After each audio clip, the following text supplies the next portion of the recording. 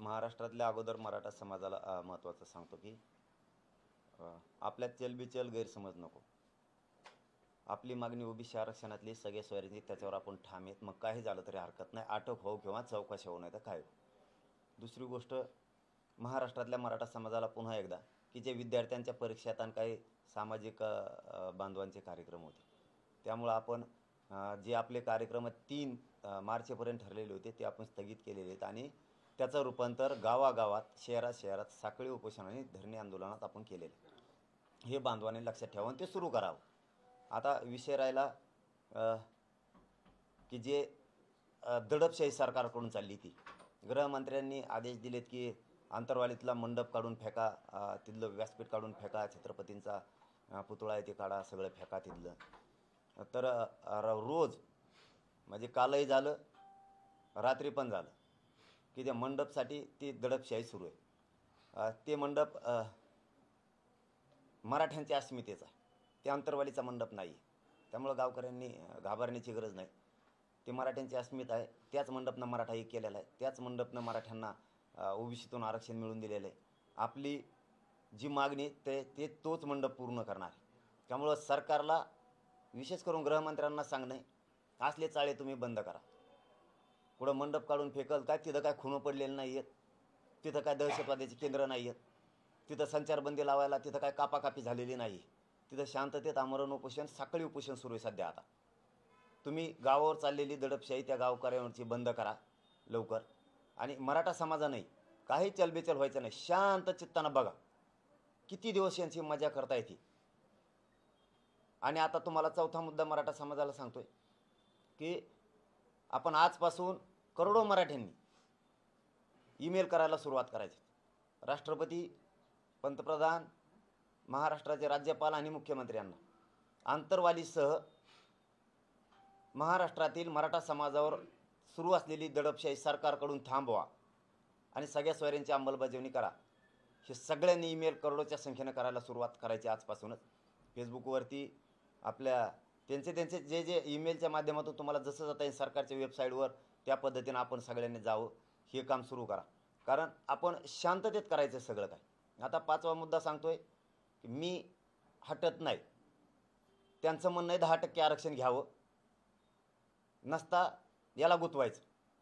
मी भेट नाही, मी मराठ्यांना ओबीसीतून आरक्षण मिळवून दिल्याशिवाय हटणार नाही, हा माझा मराठ्यांना शब्द आहे. मराठ्यांशी मी गद्दारी करू शकत नाही. मग जेलमध्ये टाकून मला त्यांनी सडवलं तरी मी हटत नाही. आणि मराठा समाजाला सांगून ठेवतो आजच, मला त्यांनी अटक बी केलं तरी तिथं माझं आमरण उपोषण सुरू होणार आहे. मग ते जेल असो किंवा पोलीस स्टेशन असो किंवा हॉस्पिटल असो किंवा आंतरवाली असो, नाही तर ते कुठंही असो, मी समाजासाठी शेवटच्या क्षणापर्यंत तरफडून मरायला तयार आहे, परंतु मी हटायला तयार नाही. 6वा मुद्दा सांगतो, हे कशासाठी? 6 महिन्यापासून सरकार सगळ्या सोयरींची अंमलबजावणी करीन म्हणतंय, करत नाही. सरकार गुन्हे मागं घेईल म्हणतंय, 6 महिन्यापासून आंतरवलीसह महाराष्ट्राचे घेत नाही. गॅजेट घेईन म्हणताय, हैदराबादचं घेत नाही, बॉम्बे गव्हर्नमेंटचं घेत नाही, सातारा संस्थांचं घेत नाही. सरकारनं प्रमाणपत्र वाटप करायचे 1 महिन्यापासून बंद केले, ज्यांच्या नोंदी सापडल्यात त्यांचे. सरकार जाणून बुजून हायकोर्टाची तारीख आपल्याला 3 मार्च असताना अलीकडे घेतली गृहमंत्र्यानं, तिथं आपल्याशी दगाफटका केला. मान्य न्यायालयाने सांगितलं होतं शांततेत रास्ता रोको करा, तो अधिकार आहे तुमचा, जनतेचा. आपण शांततेत केले तरी गृहमंत्र्यांनी गुन्हे दाखल केले. हे जाणून बुजून आपल्यावर अन्याय आहे. आणि सगळ्यात महत्त्वाचा अन्याय म्हणजे त्यांचं म्हणणं याने 10% आरक्षण स्वीकारावं. ते 10% आरक्षण ज्या विद्यार्थ्यांना घ्यायचं त्यांनी घ्यावं, आमची जोर जबरदस्ती नाही. परंतु मराठ्यांची मागणी, राज्यातल्या मराठ्यांची मागणी ओबीसीतून आरक्षण, आणि ते घेतल्याशिवाय मी हटणार नाही. मायबाप मराठ्यांना माझं एवढंच सांगणं आहे, मी हटत नाही. चलबिचल करण्याची गरज नाही. कोणी फ्रेश राहा, सगळेजण शांत राहा, मजा बघा. किती दिवस सरकार मराठ्यावर दडपशाही करतंय. आपण वेळेवर ठरवूयात आंदोलन काय करायचं, पण शांततेत. आणि मराठा समाजाला आता शेवटचं सांगणं आहे, इतक्या मोठ्या प्रमाणात दडपशाही सुरू आहे की ती या इंग्रजांना सुद्धा कधी केली नसत. असं गृहमंत्र्यांचा इतका भयानक जातीयवाद सुरू आहे सध्या, जातीय द्वेष मराठ्यांविषयी. ते बंदूक त्यांच्या फेसबुक, त्या इंस्टाग्रामला टाकणं, ते दाखवणं, ते खुन्नस मराठ्यांविषयी दाखवणं. याचबरोबर आता 7वा मुद्दा सांगतोय, हे झालं त्यांचं. मी भांडलो मायबापा कोणासाठी? मराठ्यांसाठी. मग त्याच्यात श्रीमंत मराठा असो, राजकारणी मराठा असो, नोकरदार मराठा असो, व्यावसायिक मराठा असो, शेतकरी मराठा असो, कष्टकरी मराठा असो, गोरगरीब 6 कोटी मराठ्यांसाठी मी भांडतो. मी बोललोय नेत्याला, राग आलाय मराठ्याच्या नेत्याला. का आला? आमच्या नेत्याला कमवून बोलला. तुझा नेता आहे का जात आहे? तुला नेत्याने जवळ कम केलं माहिती आहे का? ह्या गोरगरीब मराठ्याने तुला मतदान केले, तू आमदार मंत्री झाला म्हणून त्यांनी जवळ केले तुला. आज सगळ्यांची जबाबदारी, सगळ्या आमदारांची. तुम्ही उलट त्यांना म्हणायला पाहिजे होतो, अधिसूचना तुम्ही काढली ना, तुमच्या नेत्याला म्हणायला पाहिजे होतं राग येण्याऐवजी तुम्हाला जातीकडून बोलायला पाहिजे, तुम्हाला नेत्याचा राग यायला पाहिजे होता सगळ्या मराठ्याच्या आमदारांना आणि मंत्र्यांना, की तुम्ही अधिसूचना काढली ती द्या, मग ते कसं काय अडवून करतात बघू. मग मी सुद्धा कानाला धरला असतं की माझी चूक आहे, गुन्हे मागं घेऊ म्हणले होते, तुम्ही मागं घ्या, मग तो कसं काय अडवून करतो बघू. मी तुमच्या पुढं कानं धरले असते. धोका दिलाय तुमच्या नेत्यानं म्हणून त्याला बोललो. आणि तुम्हाला त्याचा राग येण्याऐवजी तुम्हाला जातीकडून होऊन तुम्हाला त्याचा राग यायला पाहिजे होतं, तू कर. उलटं करताय तुमच्या स्वार्थासाठी. गोरगरिबांचे मराठ्यांचे पोरं मारायला निघालात तुम्ही. माझी मराठा समाजाला विनंती, एकजूट फुटून देऊ नका. तुमच्या लेकराच्या पदरात आरक्षण टाकल्याशिवाय मी हटत नाही, मग मरण पत्करत. आणि मी स्वाभिमानानं यांनी जे षडयंत्र असलं ना त्याच्यात जाऊन मरायला तयार, पण मी हटायला तयार नाही मराठ्यांना. यांनी जर मला अटक केलं आणि यांनी सगळ्या स्वारींनी जर अंमलबजावणी केली नाही तर आंदोलन करायचं पण शांततेत.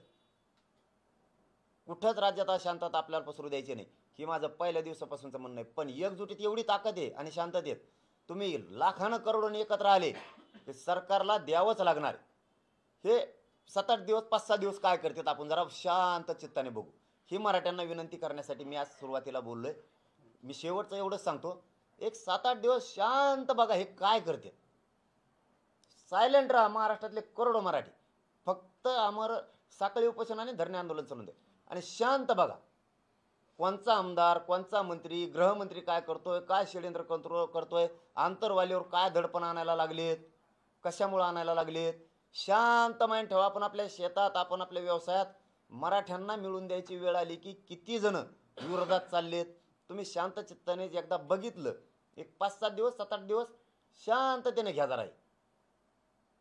एवढी माझी सगळ्यांना विनंती आहे. फक्त बघा आणि सगळ्यांनी ईमेल करायच्या मागा लागा. मराठ्यांवरची आंतरवालीसह महाराष्ट्रातल्या मराठ्यावर सरकारने चालवलेली दडपशाही थांबवा. आणि आता शेवटचं सांगतो, काल DYSP साहेबांचा अंबडचे ऐकून आम्ही त्यांचा शब्द मोडलेला नाही. त्यांना एक विनंती आहे आणि जालन्याच्या SP साहेबांसुद्धा विनंती शेवटची. गृहमंत्री जाणून बुजून करतोय, तुम्ही ती ऐकून अशांतता पसरू देऊ नका. तुम्ही मंडप काढण्याच्या भानगडीत पडू नका. ते शांततेत आंदोलन आहे. आंतरवालीच्या लोकांना अटक करायचं आजपासून बंद करा. शेवटचं सांगणं आहे माझं आज आता. आणि गृहमंत्र्यासुद्धा सांगणं आहे, असलं रडकं खेळायचं नाही. जे दूध का दूध पाणी का पाणी करायचं ना ते होऊन जाऊ द्या, पण असलं रडकं खेळायचं नाही. आणि गोरगरीब मराठ्यांना गुंतवून त्यांच्यावर दडपशाही आणायचं नाही. मराठे सहन करायचं तर सहन करतील. मराठ्यांच्या सहनशीलतेचा अंत बघू नका. आणि शेवटचं सांगतो, नाराजीची लाट अंगावर घेऊ नका. मराठ्यांची अंमलबजावणी सगळ्या सोयऱ्यांची करा. लाट अंगावर घेऊ नका. तुमच्या हातातून संधी गेलेली नाही. अटक असा शब्द सारखं वापरता तुम्ही, म्हणजे तुम्हाला अटक होणार आहे का तसं दिसतंय का? काय तसं काय पोलिसांची चर्चा झाली काय?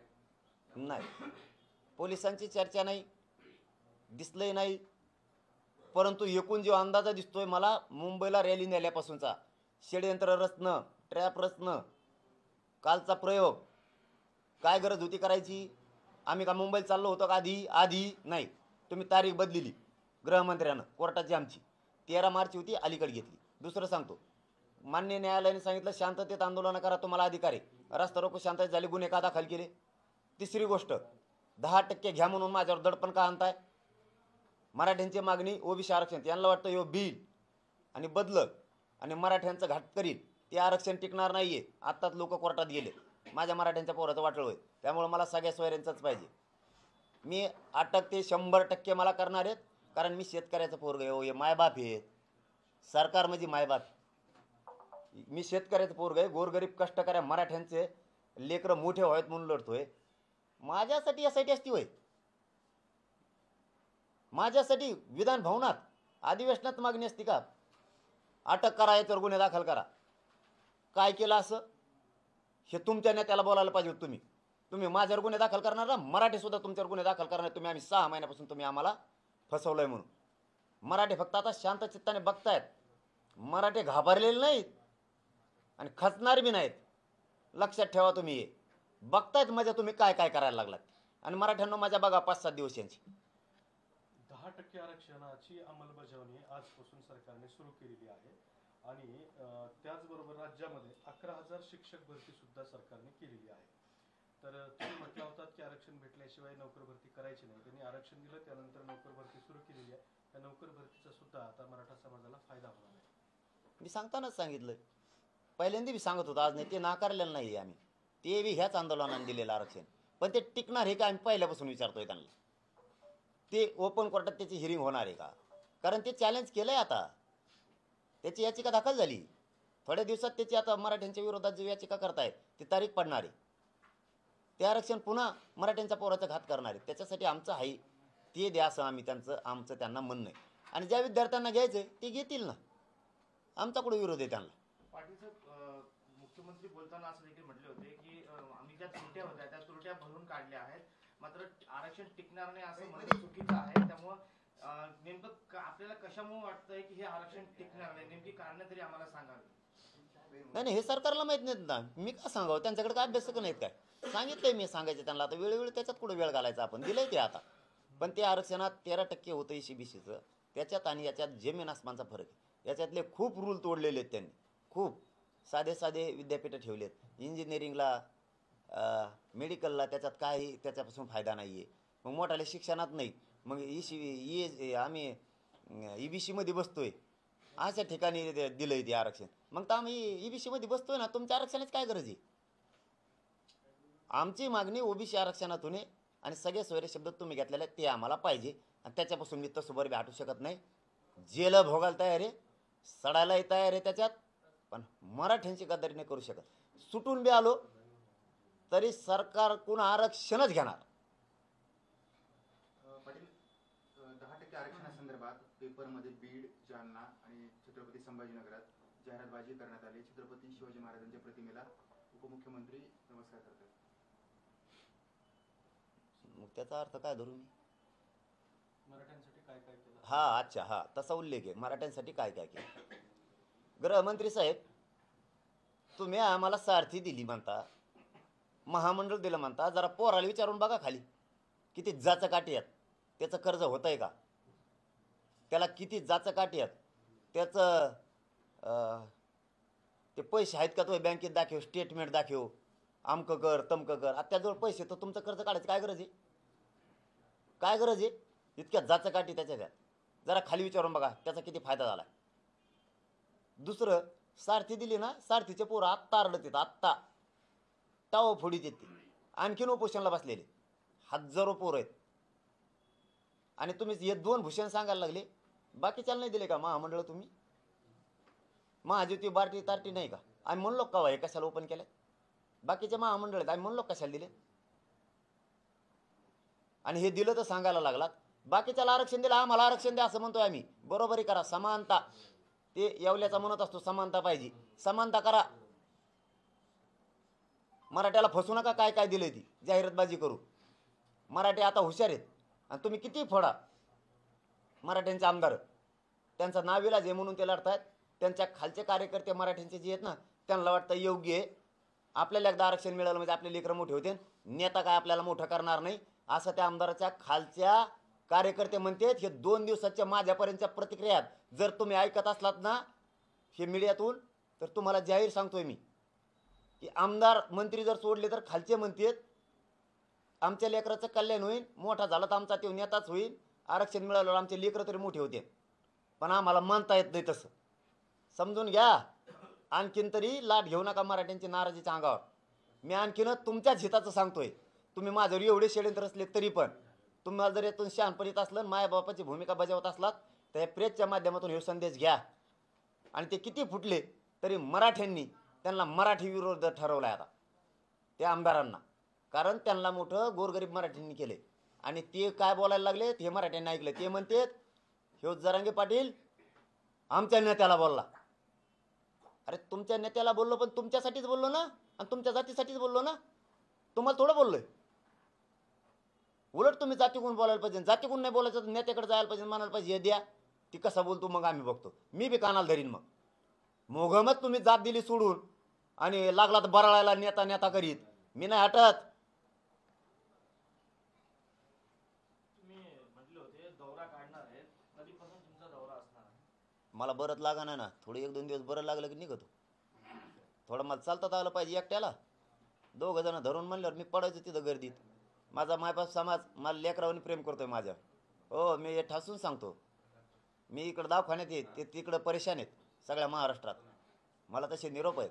माझा मायबापलाही समाज प्रेम करतो. मी एकदा जर लोकात गेलो तर लोक भेटायला आले तर मला उभा तर राहता आलं पाहिजे. त्यांना सहन होणार नाही ते मला तसं बघून. म्हणजे मराठवाड्यात काढणार आहेत की मग राज्यात, मराठी राज्यात येत आणि सगळे ओबीसी बांधव गावखेड्यातले सगळ्या जाती धर्माचे लोक आमच्यासोबत येतं. मी खाली नाही जातीवाद करत, वर बी नाही करीत. मी मराठ्याचा चुकला तरी त्याला ही ग्रामीण भागात सहज बोलणं आहे. काय तुका मराठ्याचा आहे का, तुका अमक्याचा आहे का, हे सहज बोललं जातं. मी शेतकऱ्याचं पोरग आहे, एखादा शब्द जातो बी. मी त्याला एकट्याला बोललोय, ब्राह्मण समाजाला नाही. मी सांगताना सांगितलं इथून तिथून. आणि माझ्या मनात द्वेष असतं ब्राह्मण समाजात. तर परळीचे बांधव आले होते माझ्याकडं. परशुरामांच्या कार्यक्रम होता मोठा प्रतिष्ठानचा. त्यांनी सांगितलं भाऊ आपल्याला थोडं रस्ता रोकोच हे करावं लागतं. सगळ्या मराठ्यांनी सांगितलं साथ द्या. बंजारा बांधव आले होते, ते म्हणले नाशिकला आमचा मोठा देवीचा कार्यक्रम आहे. म्हणलं पुरा रस्ता मोकळा करायचा. मी सांगितलंय संत रोहिदासांची जयंती होती, ते बांधव आले.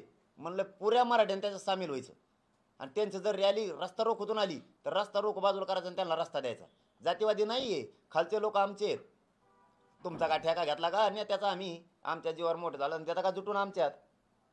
पाटील साहेब, गेल्या अनेक दिवसांत ज्यावेळेस सरकारशी तुमचं बोलणं सुरू होतं त्यावेळेस बरेच मार्ग निघत होते आणि एवढा संभ्रम निर्माण नव्हता झाला. तर संवाद बंद झालेला आहे.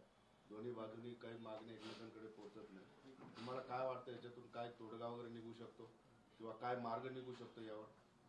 नाही मी कसं काय सांगू त्यांना. ते नेत महाविरोधात आता खूपच आमदार उभा केलेत, मंत्री उभा केलेत, एक टोळकंच उभा केलंय. आणि ते संस्थाच आणल्यात माझ्या विरोधात चौकशाला. कर हो ते दूध का दूध पाणी पाणी, अटक करा, नामकं करा, गुन्हेच काय दाखल करायला लागले, नाटकच कशाला नाराजी घेता. त्यांनी मायबाप आहे ना, मायबाप आहे ना, एक शेतकऱ्याचा पोरग गोरगरीब कष्टकऱ्यांसाठी लढत आहे ना, त्यांनीच म्हणायला पाहिजे चला बघू बरं चर्चा करून आपण काय तोडगा निघतोय का. तुम्ही यायचंच नाही ना, आम्ही कसं काय चर्चा करायची. 17 दिवस झालं बसलोत आम्ही. आलात का तुम्ही? तुम्हाला वाटतंय ना मराव ह्यो असाच माझा मायबाप समाज मला मरू देईल? तुमचं गैरसमज काढून टाका. त्यांची तयारी तर पाहिजे का. आम्ही बळत म्हणा ये इकडं परत म्हणते भ्याला मागं सरकारला. त्यांची तर तयारी पाहिजे. त्यांनी सांगितलं पाहिजे दिल खुलासपणे, हो तुमच्या प्रश्नाला उत्तर देतो. दिल खुलास सांगितलं पाहिजे. इतक्या दिवसात आम्ही सगळ्या सोयरींची अंमलबजावणी करणार आहे. बघतील माझे मराठी काय करायचे, वेळ द्यायचा करायचा. संवाद झाला पाहिजे. त्यांना करायचाच नाही आहे, त्यांना मला गुतवायचं आहे. त्यांना वाटतं ह्यो काटा आहे, ह्यो संपला की आपलं जुळतच नाही, मग तर बिघडलं. सांगू ऐकत असला तर आणखीन एकदा ऐका. तुम्ही SIT नेमली आणि पुरे मराठीच रोष पूर्ण झाले. पुरे अटक केले ना, पुऱ्या महाराष्ट्रात पांढरा दिसणार. इथून तिथून नुसते मराठी बसलेले करोडात, भयानक मराठी बसलेले दिसणार तुम्हाला. सगळे भूक हडताळच होणार. मराठीतच सांगतात. मी विनंती करतो त्यांना नका करू. तुम्ही फक्त बसायचं तर शांततेत बसा, नका करू. त्यांना संवादच नाही करायचा. पण सरकारने समाजाचं पाऊल उचललं तर तुम्ही तयार आहात? अरे आम्ही कोणत्या दिशे नाही म्हणलेलं नाही. चला शब्द आहे तुम्हाला आमचा, कोणत्याच दिशे नाही म्हणलेलं नाहीत आम्ही. सरकारने चर्चेला येऊ नये असं कधीच म्हणलेलं नाही आणि तोडगा काढू नये. आम्ही हमेशाच म्हणलो ना उपोषणात सुद्धा, तुम्ही या आणि चर्चा करा, तोडगा काढा. आताही तुमच्या प्रश्नाला तेच उत्तर दिलंय मी. तुम्हाला चर्चेलाच यायचं नाही, तोडगा कसं काय निघ. या तुम्ही चर्चेला, सांगा इतक्या दिवसात आम्ही सगळ्या सोयरींची अंमलबजावणी करणार आहे. बस का आता. या छत्रपती संभाजीनगर जिल्ह्यात 5 मंत्री आहेत, कोणानं तुम्हाला संपर्क केला आहे त्यामधून? नाही एकाने बी नाही, एकाही मंत्र्यांनी केला नाही. आता काय असतं बरं का, सगळी एकजूट झाली मराठ्यांच्या विरोधात, त्याच्यामुळं येणार नसतील. शेवटी आता मराठ्यांची त्यांना गरज नाही, गोरगरिबांची. ते मंत्री आमदार होऊन बसलेत आता.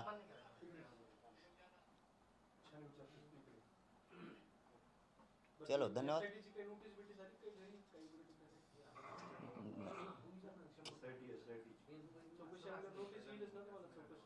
नाही पुढं घेऊन जा ना. ते भेणार माणूस असला ना तो इकडं तिकडून निघून जातो. तो म्हणतो चला इकडं दार उघडा तिकडं दार उघडा आपलं सटका. इथंच आहे. आणि इथून सुट्टी झाली का अंतरवाली ती. आणि अंतरवालीत नसलो तर समाजाच्या दर्शनासाठी जाणार आहे चर्चा करायला. चलो धन्यवाद भाऊ. एक प्रश्न पाटील, तुमच्या विरोधात मुंबईमध्ये गुन्हा दाखल झालेला आहे. शिवसेनेच्या एका कार्यकर्ते शिवसेनेचे एका नाही, कार्यकर्ते करू द्या. माझी काही चूक गुन्हा नाही. काय दाखल झालेला आहे? तुम्ही देवेंद्र फडणवीस यांच्याबद्दल जातीवादी शब्द वापरले म्हणून तो गुन्हा दाखल झालेला आहे आणि राज्यभर असे गुन्हे दाखल होऊ शकतात. आम्ही सुद्धा करत येईल ना. नाही पण त्या- तसं नाही येते प्रकार. तुमच्या विरोधात तक्रार नाही ती सोशल मीडिया प्लॅटफॉर्म वरून तुमचा व्हिडिओ शेअर केल्यावर जो शेअर करणार आहे ना त्याच्यावरती तो गुन्हा दाखल करेल. पण जो बोललाय त्याच्या विरुद्ध तक्रार झाली, तुम्ही बोललेला आहे. ठीक आहे ना. न्यायालय मला न्याय देईल. पण आम्ही सुद्धा 6 महिने त्यांनी आम्हाला फसवले. जेवढे मंत्री या व्यासपीठावर आले होते 6 महिन्यात, जे अधिकारी आले होते, जे OED आले होते, सगळ्यावर मराठी गुन्हे दाखल करणार आणि करोडोच्या संख्येनं करणार. आम्ही करणार. मग सुट्टी कोणालाच नाही. न्याय सगळ्याला सारखा. सगळ्याला सारखा. तुम्ही सुद्धा आमच्या आई बहिणीचं त्यावेळेस अपमानच केलेला आहे. हो, आमच्या सुद्धा माता मावल्या सगळ्या तुमच्या विरोधात गृहमंत्र्याच्या आणि त्यांच्या विरोधात तक्रारी देणार आहे. नक्की देणार आम्ही सुद्धा. तुम्ही एकदा फक्त पाऊल उचलून बघा. आम्ही आधी नाही करणार. तुम्ही पाऊल उचललं की आम्ही सुरू केलं. पाटील साहेब, कोर्टाने तुम्हाला सांगितलं शांततेच्या मार्गाने आंदोलन आहे, लोकशाही मार्गाने आंदोलन सुरू ठेवण्याची तुम्हाला परवानगी दिलेली आहे. मग तुमचा मंडप त्या ठिकाणी काढला जातो, तुम्ही कालपासून आरोप करता. मग तुम्ही कोर्टात दाद मागणार का? कारण कोर्टाने तुम्हाला शांततेत आंदोलन करायला परवानगी दिली. हे बघा, मान्य न्यायालयाने जे जे आम्हाला सांगितलं ते आम्ही प्रामाणिकपणानं केलं. त्यांचा शब्द मान्य न्यायालयाचा आम्ही नाही डावाला. शांततेत सगळं केलं.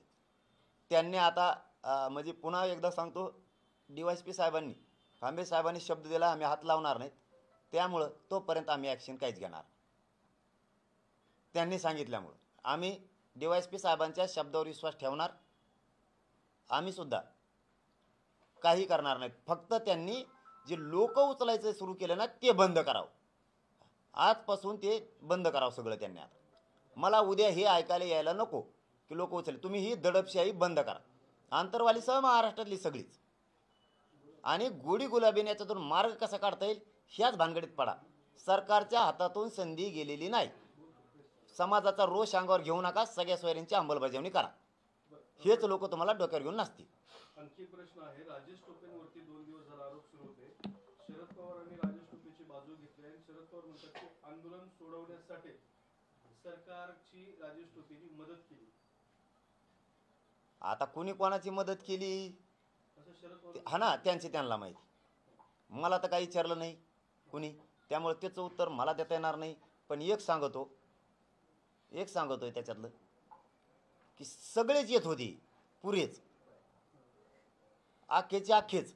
मग कोण कोणाला आणत होते ते तर मुख्यमंत्री साहेबासंगच आलते. टोपे साहेब एकदा ते तर दोघं जेवले बी जणून म्हणते एका जागेवर. मला काल माहिती मिळाली. मग तुमचं जमतं आणि तुम्हाला काही नाही साधलं की उगा आरोप करायचे एकामेकावर. तुम्ही तुमच्यावर आधी म्हणले शिंदे साहेबांनी बसलं हे आंदोलन, नंतर म्हणले पवार साहेबांनी बसलं, नंतर म्हणले प्रकाश आंबेडकर साहेबांनी बसलं, नंतर म्हणले बच्चू कडू भाऊन बसलं, नंतर म्हणले राज ठाकरे साहेबांनी बसलं, नंतर म्हणले उद्धव ठाकरे साहेबच आहे त्याच्या मागं. नाही म्हणले, नंतर म्हणले अशोक चव्हाणच आहेत. ते तर सोडून दिलं. म्हणले नाही बाळासाहेब थोरात आहे तुम्हाला मिळत नाही म्हणे. मग सगळं सोडून दिलं. म्हणले राजू शेट्टी का काय की अरे तुम्हाला काही मिळ आहे का नाही का. नंतर तर म्हणले देवेंद्र फडणवीसचाच पुरा हात यायचा. आणि सगळे सोडून दिले. म्हणले हातून कोणाचाच हात नाही, फक्त अजित पवारचा. बघा कार्यक्रम यांचा. अरे गोरगरीब समाजाने आंदोलन उभा केलेलं आहे. भानगडीत नका पडू. काही हाताला लागणार नाही. SITच्या नाही आणि पोलिसांच्या नाही, गुन्ह्याच्या नाही. तुमच्या हाती एक लागू शकतं. मराठ्यांचा रोष आणि मराठ्यांना तुम्ही असं केलं म्हणून बाकीच्या जाती म्हणणाऱ्यात हे आपल्याला सुद्धा असंच करू शकतात. एवढा रोष पत्करायला लागेल. ह्या भानगडीपेक्षा आजची प्रेस प्रामाणिकपणाने जर ऐकत असाल तर तुमच्या हातातून संधी गेलेली नाही. तुम्ही सगळे सोयरीची अंमलबजावणी करून नाराजीची लाट अंगावर घेऊ नका. मराठी शांत चित्ताने ऐकत आहेत. काय करताय तुम्ही.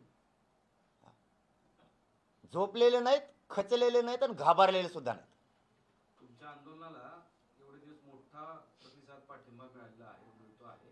पण या सगळ्या 2-4 दिवसापासून तुमची वक्तव्य आहे, त्याच्यानंतर सरकारनं स्थापन केलेली SIT किंवा सरकारनं एक वेगळं पाऊल टाकलंय, सरकार संवाद साधत नाही, या सगळ्या पार्श्वभूमीवर या आंदोलनाच्या याच्यावर काही परिणाम झालेला दिसतोय का?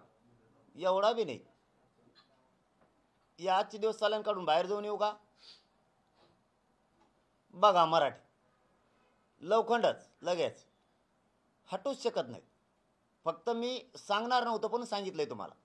मराठी शांत चित्ताने ऐकतेत कोण काय करतोय, कसं जरांग्या पाटलावरती षड्यंत्र रचायला लागलेत आणि आपल्या गोरगरिबाला आरक्षण मुद्दाम कसं द्यायचं नाही, कसं मुख्यमंत्री गृहमंत्री एकत्र झाले, त्यांनी मराठ्यांचे आमदार आपल्या विरोधात कसे बोलायला लावले, कोणचा आमदार आणि मंत्री बोलतोय हे मराठी बघतायत. मला हे मीडियाच्या बांधवाला सांगायचं नव्हतं, पण तुमच्यावर माझा लय विश्वास आहे म्हणून मी तुम्हाला सांगितलंय सत्य आणि माझ्या पोटात राहत नाही, मी बोलून टाकतो. मराठी शांत चित्ताने बघतेत. मला इथं तुम्ही रोज बघतात तरी बी इथं पोलिसांना सुद्धा विचारा 7-10 हजार लोक रोज येत भेटायला. आणि मी काय वाईट करतोय समाज मायापासून लांब जायला? मी काय माया स्वार्थासाठी काही बोललोय? समाजाला 6 महिन्यापासून फसवायला लागलात म्हणून समाजासाठी बोललोय. मी काय समाजाच्या विरोधात बोललो? समाज कशामुळे लांब जाईल माझ्यापासून?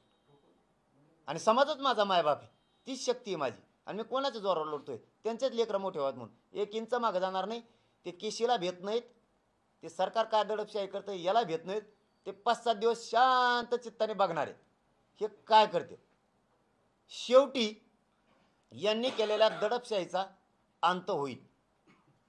ते विरोधी पक्षांबद्दल तुमचं काय मत आहे? कारण विरोधी पक्षातले लोक जे आहेत पूर्वी तुमच्याकडे यायचे, शिवसेना असेल, काँग्रेस असेल, शरद पवार असतील किंवा इतर सगळे नेते, राज ठाकरे असतील, उद्धव ठाकरे, त्या तुमच्या आंदोलनाबद्दल सध्या काहीच भूमिका घेत नाही. तुम्ही म्हणताय तुमची दडपशाही सुरू आहे, त्या दडपशाहीबद्दल सुद्धा ते काहीच भूमिका घेत नाही. विरोधी पक्ष का दखल घेत नाही? काय काय वाटतं तुम्हाला त्यांच्याबद्दल भूमिका काय? त्यांचे त्यांनाच माहीत, आपल्याला नाही सांगता येणार ना. त्यांचं त्यांनाच माहीत. पण सगळ्या पक्षातले मराठी स्वतःच्या लेकराच्या बाजूने आहेत आणि आंदोलनाच्या बाजूने आहेत. कारण मी ह्या समाजासाठी मरायला निघालेलो आहे, त्यामुळं ते मला इंचभर सोडू शकत नाहीत, किती केशी झाल्या काय झालं तरी. पण विरोधी पक्षांची जबाबदारी असते आहे ना, मी बी म्हणतोय ना, न्याय मंदिर तेवढंच असतं ना. का करत नाही? न्याय मंदिराची लाईट गेली वाटतं, इन्व्हर्टर नाही वाटतं त्यांनी, चार्जिंग नाहीत. ते गोरगरिबाला न्याय द्यावा नाही वाटतं त्यांना धवशील असन रातची. अरे हे लय अवघड कार्यक्रम आहे. मी म्हणूनच सांगतो सरकारनं गृहमंत्र्यांनी गलत ठिकाणी हात घातला. हो खरं सांगतो तुम्हाला. आणखीन बी मी मागं सरकारणारातला नाही, भेनारातला नाही. ते बिचारे त्यांना काही अडचणी असतील म्हणून ते गप्प बसत असतील. तुम्हाला एक सांगू, मी एक क्लिप ऐकली, बाळासाहेब थोरात साहेब बोललेत आणि तिथं देवेंद्र फडणवीस साहेबांनी त्यांना उत्तर दिले. ते म्हणते असं बोलल्यावर कसं जमन, आणि तुमच्याबद्दल जर असं कोणी बोललं तर सगळ्यात आधी देवेंद्र फडणवीस उभा राहील तुमच्या बाजून. एक जण बोलत होता, केला ना मोकळा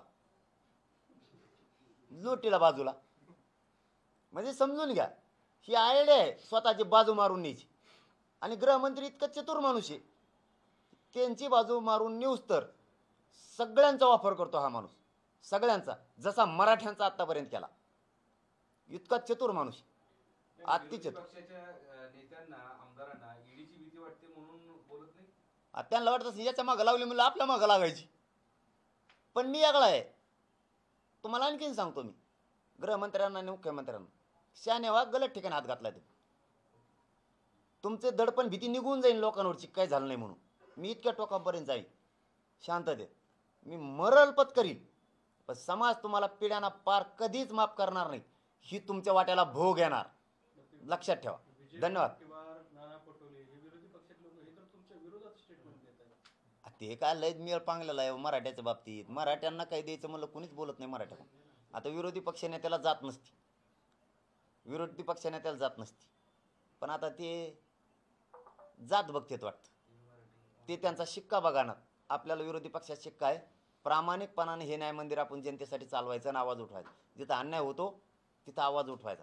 हा वैचारिक मतभेद असू शकते, कोलंटीवार साहेबाचे आमचे वैयक्तिक असतील बी वैचारिक मतभेद, परंतु जिथं अन्याय वाटला, असे मोठमोठाले प्रकरणं करायला लागलीत, दडपशाही मराठ्यावर करायला लागली, तर त्या न्यायमंदिराने आवाज उठवला पाहिजे. म्हणजे मराठा समाज ध्यानात ठेवत असतो.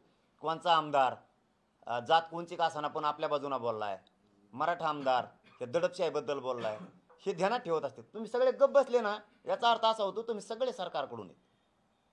शेवटी जनता आहे मालक.